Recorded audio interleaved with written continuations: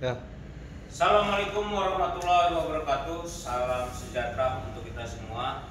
Malam ini di kantor hukum Law Firm Tosa and Partner bersama Bapak Tua Alfa Ulu Harahap SHMH. Malam Pak Alfa. Malam. Alhamdulillah. Bincang-bincang sama Pak Alfa Ulu Harahap, biasa dipanggil Pak Alfa. Di sini saya coba bertanya-tanya, banyak yang bertanya sama saya, Pak, bagaimana proses buat laporan pidana? Bisa nggak Bapak Alfa sebagai Direktur Tosa and Partner untuk menjelaskan bagaimana cara membuat laporan pidana? Ya, terima kasih sebelumnya nih Pak Dewan. Luar biasa ya, kontennya masih terus Alhamdulillah. eksis dan saya lihat makin Siap. digandrungi oleh banyak masyarakat Indonesia. Alhamdulillah. Oke, terkait apa tadi? Bagaimana cara membuat Membuat laporan pidana. Membuat laporan pidana ini sebetulnya gampang-gampang susah. Gampang susah. Kenapa? Karena setiap peristiwa hukum itu juga perlu didudukkan dulu apakah ini pidana atau perdata. Kadang-kadang masyarakat urusan hutang piutang pun kadang dilaporkan ke pidana, akhirnya ditolak nggak masuk. Nah, cuman tadi kan pertanyaannya proses nih, Bagaimana proses pembuatan? artinya kalau ini udah jelas pidana, memang jelas pidana, contoh kayak penganiayaan lah. Oke, siap. Ya. Si pelapor itu perlu menyiapkan sebelum datang ke kantor polisi itu perlu menyiapkan berbagai bukti yang dia miliki. Nah, apabila karena ini dari pidana berarti korbannya harus langsung datang ke sana dan menunjukkan apa saja yang dialaminya di fisiknya. Karena tadi Contoh bukti apa? Perkara pidana ya, perkara penganiayaan. Terus Pak. Nah, di kantor polisi yang bersangkutan datanglah ke SPKT. Oke. Nah, SPKT nanti di situ akan dilakukan wawancara oleh petugas SPKT dan dilihat nanti akan dijelaskan peristiwa pidananya dan dilihat apakah korban tersebut betul-betul menderita penganiayaan. Dan selanjutnya nanti petugas akan mengajukan untuk visum. Visum. Nah, dari situ nanti akan diminta berita acara BAP ya. Pertanyaannya lagi, ini kita kan orang terkadang setelah dianiaya, dipukul, dia langsung datang ke rumah sakit semau dia visum gitu. Sebenarnya itu kita visum dulu ke dokter atau buat laporan dulu? Nah, sebetulnya ini belum ini ya. Sebenarnya kita ke rumah sakit pun sebenarnya bisa. Nah, cuman kan perlu ada rekomendasi dari kepolisian.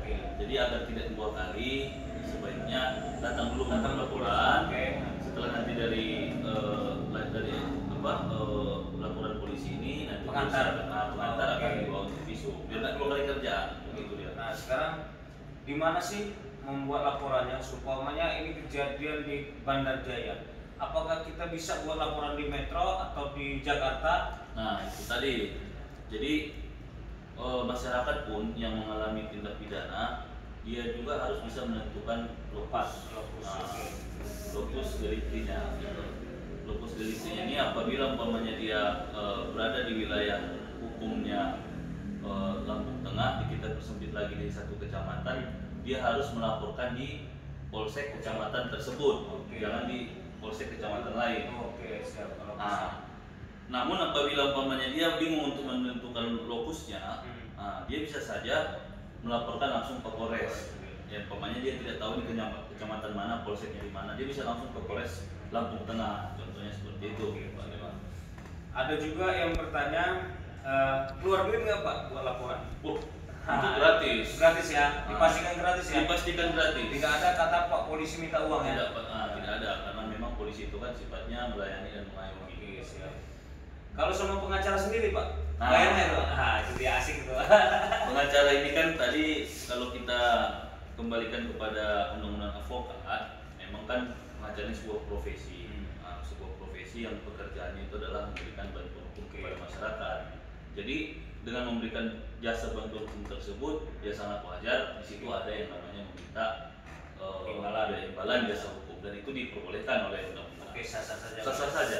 Iya, karena banyak masyarakat kalau pakai pengacara mahal, pakai pengacara lebih banyak. Itu nggak juga ya? Nggak ada tarifnya harus 10 juta, 20 juta nggak ada. Ini enaknya pengacara ini. Ya. Tarifnya itu tuh bisa 0 rupiah, Oke. cuma-cuma gratis, bisa juga tinggi. Iya, Nah, itu tergantung kesepakatan dan kemampuan daripada si klien tadi. Nah, terus Pak, kalau buat laporan, pelaporan dapat perlindungan nggak sih, dapat dilindungi nggak? Karena biasanya pelaporan takut diancam, wah kamu ngelaporin nanti saya laporin balik dan sebagainya. Ada nggak perlindungan untuk pelapor atau saksi? Oh, itu sangat ada diatur dalam undang-undang kita kan. Nah, apabila pemainnya si pelapor atau saksi-saksi sekalipun merasa terancam, ada ancaman yang begitu kuat, dia bisa mengajukan permohonan untuk perlindungan saksi. Bisa itu saja. Ada pertanyaan lagi dari masyarakat banyak. Berapa lama sih Pak buat laporan itu? Cepat nggak sih, umpamanya hari ini lapor langsung tangkap bisa nggak? Nah, ada prosesnya ya? Ada prosesnya. Jadi masalah cepat atau lambatnya sebuah laporan itu dia nanti kan dilihat dari tindak pidana yang dilaporkan. Oke. Contoh kalau dia tindak pidananya seperti penganiayaan, meroyokan atau pembunuhan, nah biasanya untuk agar si pelaku ini tidak melarikan diri terlalu jauh atau menghilangkan barang bukti, polisi akan bergerak cepat. Tapi terhadap tindak pidana lain yang perlu masih proses pembuktian, contoh kayak penipuan, kan masih sepanjang sederet pembuktian, ya biasanya polisi akan hati-hati. Penyidik akan hati-hati untuk menentukan apakah ini sebuah tindak pidana atau bukan, gitu. Karena bisa saja ternyata perdata, utang gitu kan. Jadi kadang-kadang masyarakat merasa kok jadi lama prosesnya. Padahal di situ kan polisi ini kan ada dua nih kegiatannya dalam memproses satu peristiwa hukum. Pertama ada namanya penyelidikan, yang kedua ada namanya penyidikan. Penyelidikan ini di sini nih kegiatan polisi, serangkaian kegiatan polisi itu untuk menentukan apakah yang dilaporkan ini sebuah tindak pidana atau bukan. Nah, kalau seandainya yes ini sebuah tindak pidana, dia akan naik ke tahap penyidikan. Nah, penyidikan ini tadi rangkaian kegiatan polisi untuk menentukan siapa yang tersangkanya, siapa yang harus bertanggung jawab atas tindak pidana tersebut. Nah, itu dia. Tadi kan perkenalan tadi Pak Tua Alfa Ulu ini, advokat Tua Alfa Ulu Arahap, kita biasa panggil Alfa, sebagai direktur di kantor law firm Tosa & Partner. Kalau di Lampung Tengah ada namanya di Bandar Jaya, dihukum tepatnya sebelah Bank Mandiri Syariah atau sebelum pom bensin dihukum Bandar Jaya. BSI sekarang. Oh BSI, siap.